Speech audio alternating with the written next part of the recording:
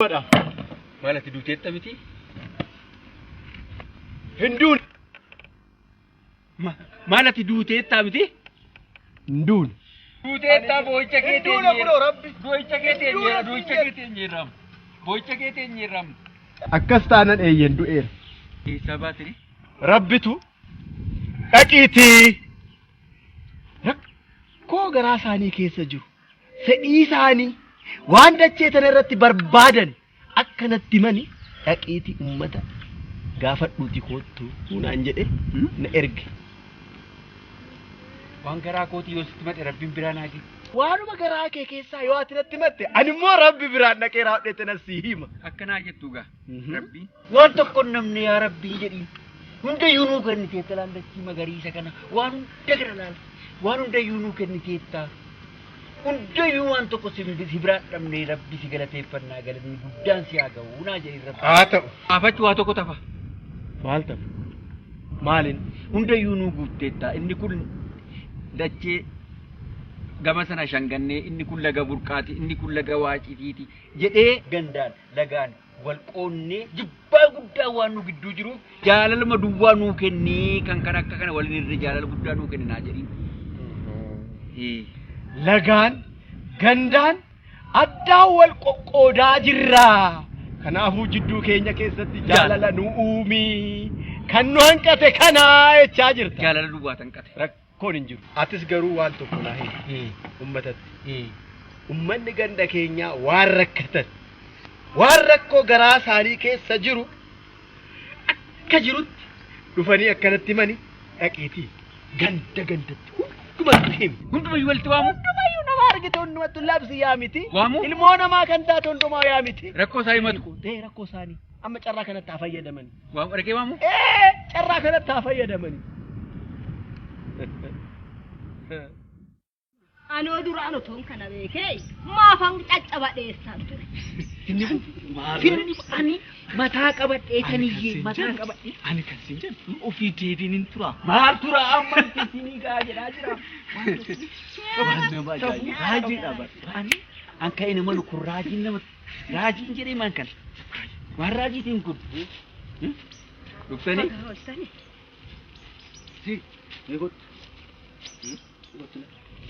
Si namtichi waaqa biraa dhufe jedhame sun.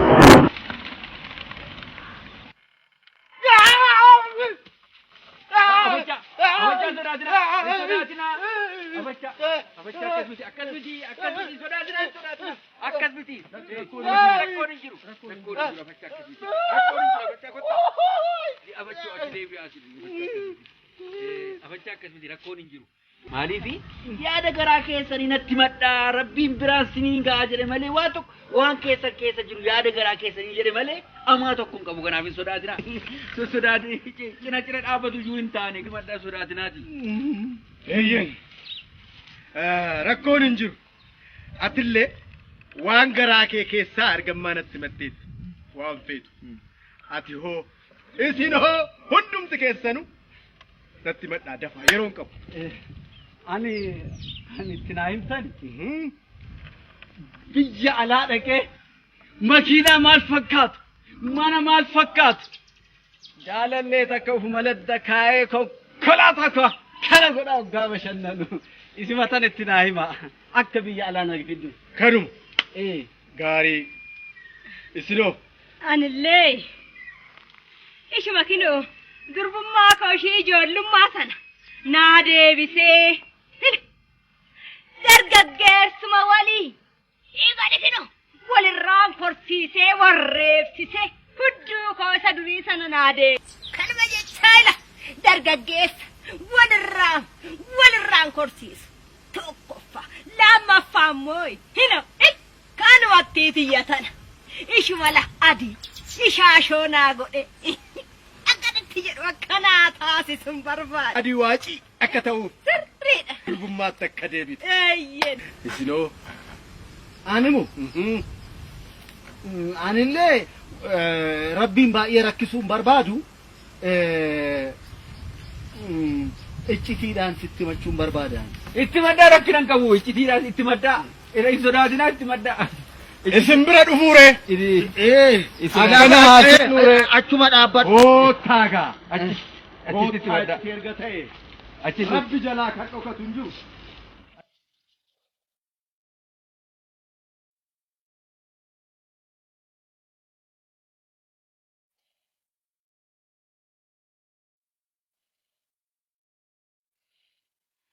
Diina koo qaqqabsitee ol guduunfitee gadi guduunfitee namummaadhaa baastee inni karaarra taa'ee akka kadhatu animmoo isarra dhaabbadhee kararaa kana sii kenne jedhee akka itti kun harma naasaati.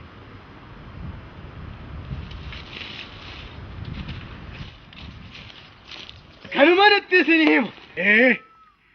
Waan natti himtan hundumaa kanuman rabbitti isinii himee too deebi'a.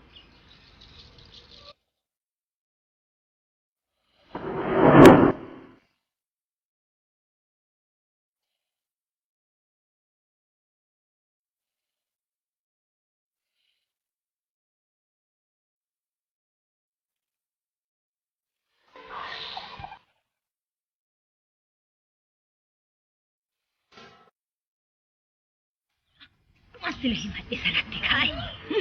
Ani waaqayyo irraa kan barbaadu. Durbummaa koo ishee durii sana naa deebise. Ilkaan koo kan akkumatti narraa haqeeto. Adi ishaashiyyoo akkanaa. Sana boodammu dhiira waliin dha'u walirraa horseessu.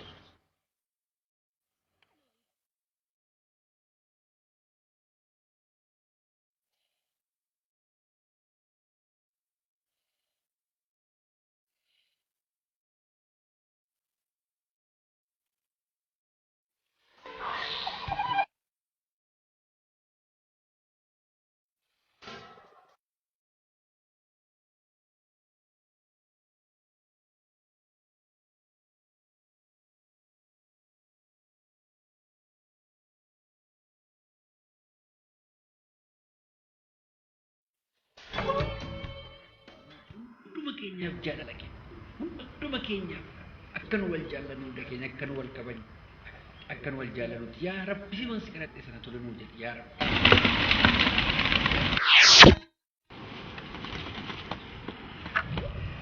Ergaa keessan rabbitti himeera. Garuu amma raawwii isaatiif na bira haa dhufanii waan jedheef koottaa rabbi biraan isin geessaa intu murattu koottaa. Aaltu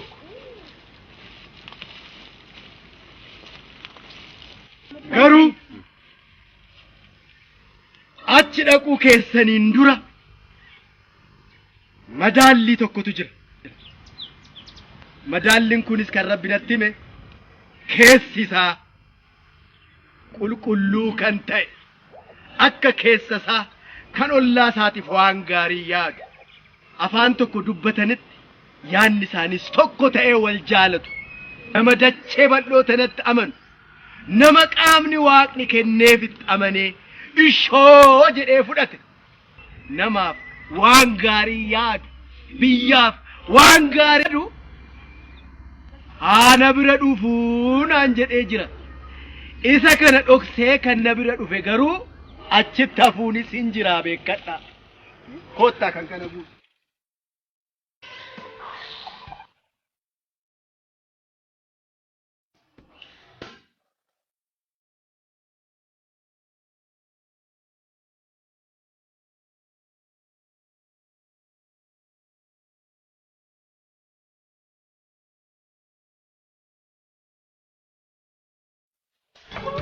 Achitti haftaa.